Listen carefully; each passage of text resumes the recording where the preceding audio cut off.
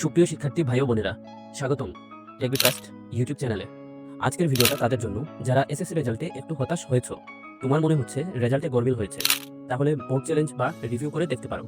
আজ আমি তোমাদের দেখাবো কিভাবে ঘরে বসেই টেলিটক সিম ব্যবহার করে খুব সহজে বোর্ড চ্যালেঞ্জ করতে পারো। চলো শিখে নিই পুরো প্রসেসটা একদম ক্লিয়ার করে। তোমাকে অবশ্যই টেলিটক সিম দিয়েই অ্যাপ্লিকেশন করতে হবে।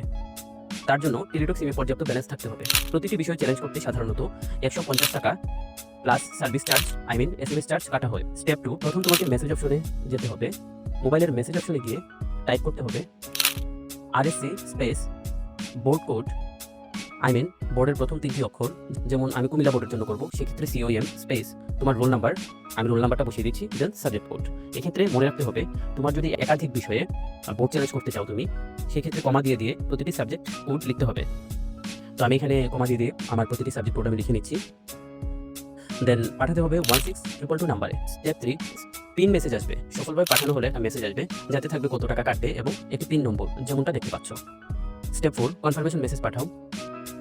RSC space yes space pin নাম্বারটি এবং একটা সচল ফোন নাম্বার, সেটা তোমার হতে পারে অথবা তোমার গার্ডিয়ানের যে কারো নাম্বার দিলেই হবে। ওকে, আবারও এই নাম্বারে পাঠিয়ে দিচ্ছি। স্টেপ 5, আবেদন সম্পূর্ণ। এবার তুমি কনফার্মেশন মেসেজ পাবে, বোর্ড চ্যালেঞ্জ শেষ। টিপস, সময় মতো আবেদন করো। বোর্ডের অফিসিয়াল ওয়েবসাইট বা নোটিশ থেকে নির্দিষ্ট সময়সীমা দেখে নাও। ভিডিওটা যদি তোমার উপকারে আসে তাহলে লাইক দাও, শেয়ার করো আর সাবস্ক্রাইব করো টেক ট্রাস্ট চ্যানেলটাকে।